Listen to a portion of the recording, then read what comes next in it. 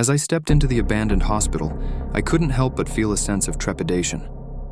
The building loomed above me, its crumbling facade seeming to lean in, as if it was trying to listen to my every thought. I had heard the rumors, the whispers of the horrors that had taken place within these walls, but I had to see it for myself, to explore the depths of this forsaken place. I began my journey, my flashlight casting eerie shadows on the walls. The air was thick with the scent of decay, and the silence was oppressive, punctuated only by the creaks and groans of the old building. I explored room after room, my heart racing with every step. Each new discovery seemed to reveal a darker history, a more sinister tale of the hospital's past. I stumbled upon an operating theater, the equipment still laid out, as if the surgeons had simply gotten up and left in the middle of a procedure.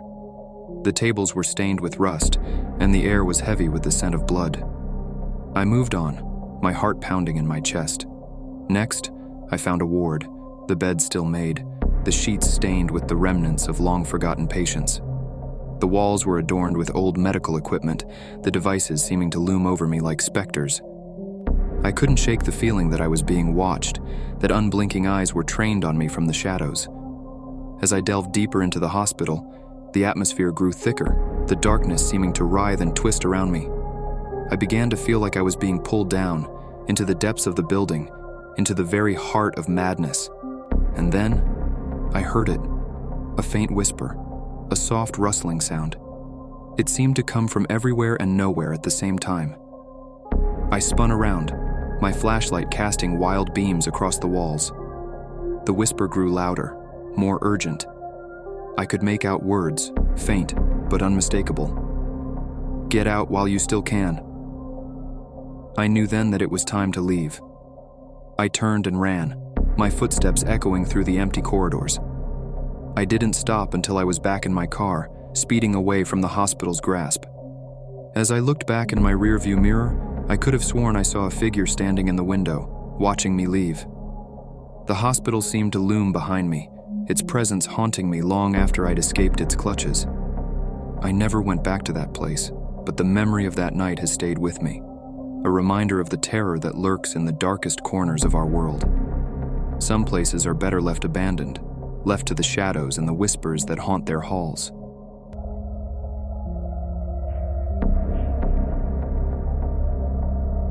Dr. Emily Collins had seen it all during her years at St. Mark's Hospital. The cries of newborns, the whispered goodbyes of the dying, and the eerie silence of empty corridors after midnight. But nothing prepared her for Ward 13. Ward 13 was tucked away on the top floor, accessible only by a dimly lit staircase. Patients rarely spoke of it, and nurses exchanged nervous glances when they had to enter. The air there felt heavier, colder, as if the walls held secrets. One stormy night, Dr. Collins received an urgent call. A patient needed immediate attention in Ward 13. She climbed the creaking stairs, clutching her medical bag. The flickering lights cast elongated shadows on the peeling wallpaper. As she pushed open the heavy door, a chill swept over her. The room was dimly lit, the curtains drawn. The patient, Mrs. Evelyn Gray, lay motionless in bed. Her eyes were wide open, staring at the ceiling. Dr. Collins checked her pulse. It was faint, irregular. "Mrs. Gray," Dr. Collins whispered, "can you hear me?" No response. The room seemed to close in on her. Dr. Collins glanced at the window. Rain pounded against the glass, and lightning illuminated the room. She noticed something odd, a figure standing in the corner obscured by shadows. "Who's there?" Dr. Collins asked, her voice trembling. The figure stepped forward. It was a nurse, her uniform outdated, her face pale. "You shouldn't be here," she whispered. "This is our domain." Dr. Collins stumbled back. "What do you mean?" The nurse pointed to Mrs. Gray. "She's not alone. The others, they linger. Lost souls trapped between life and death. They whisper to us, beg for release." Dr. Collins examined Mrs. Gray. Her eyes held terror, and her lips moved soundlessly. "What happened to her?" The nurse leaned closer. "They say Ward 13 was cursed, a place where doctors experimented, where pain echoed through the walls. Patients vanished, their screams swallowed by the darkness. Dr. Collins scoffed. Superstitions. But then Mrs. Gray's hand shot up, gripping Dr. Collins's wrist. Her eyes blazed with an otherworldly fire. "Help me," she rasped. "They're coming." The room grew colder. Shadows danced on the walls, and Dr. Collins felt a presence behind her. She turned. A row of ghostly patients stood there, their eyes hollow, their bandages stained. "We're trapped," one whispered. "Release us." Dr. Collins stumbled backward, her heart racing. The nurse beckoned. "The key," she said. "Find the key hidden in the old records room. Only then can you free them." Dr. Collins fled, leaving Mrs. Gray behind. She searched the dusty archives, her flashlight revealing forgotten files. And there, tucked in a drawer, she found it, the golden key. Back in Ward 13, she inserted the key into Mrs. Gray's IV stand. The room trembled, and the patients faded into mist. Mrs. Gray smiled, her eyes closing. "Thank you." As dawn broke, Dr. Collins left Ward 13. The nurse appeared one last time. "Remember," she said, "we're all haunted by something." Dr. Collins never spoke of that night, but sometimes when she walked past Ward 13, she heard faint whispers, the voices of the forgotten, seeking release. In the heart of the city, an old hospital stood, its walls sagging with the weight of forgotten memories. The locals avoided it, whispering tales of ghostly apparitions and eerie sounds echoing through its empty corridors. Dr. Evelyn Harper, a skeptic by nature, had heard the rumors but dismissed them as mere superstition. She accepted a position at the hospital, determined to prove that science could explain everything. But as the days turned into weeks, strange occurrences began to unravel her convictions.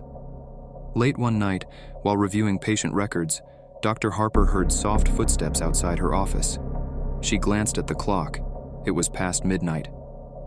Curiosity piqued. She stepped into the dimly lit hallway. The air grew colder, and shadows danced along the peeling wallpaper. The whispers began, a chorus of fragmented sentences, barely audible. "Help me. Pain. Forgotten." Dr. Harper followed the sound, her flashlight revealing flickering lights and flickering souls. Patients long gone, their suffering etched into the very walls. Room 307 held the darkest secret.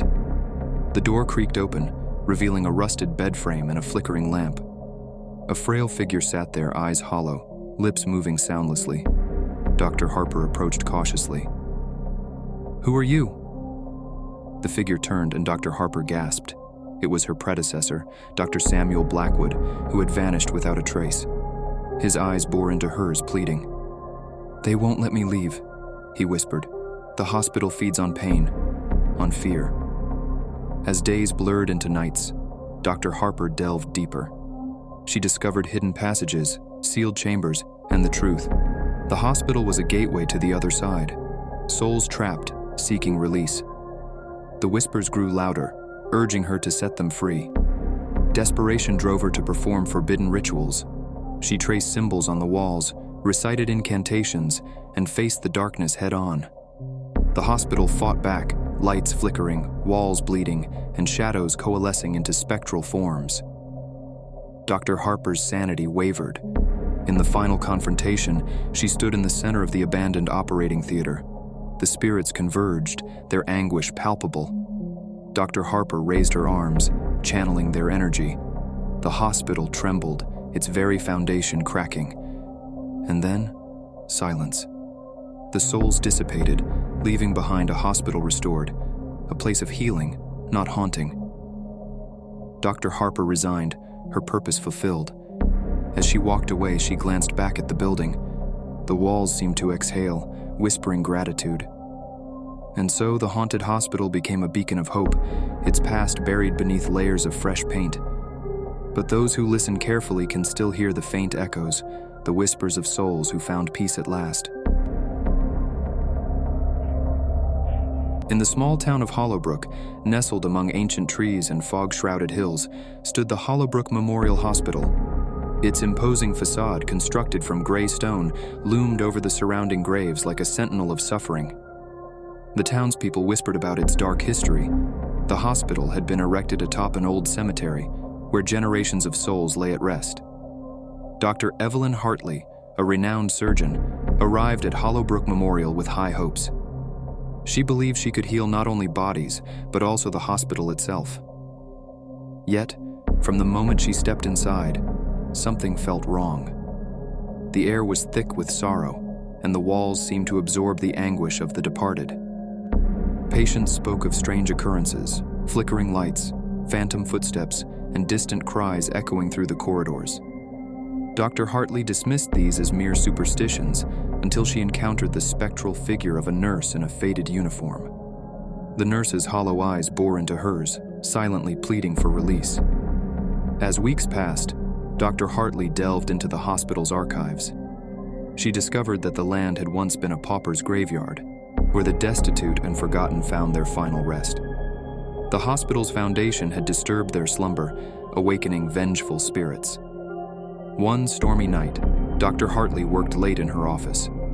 The rain drummed against the window, and the flickering fluorescent lights cast eerie shadows.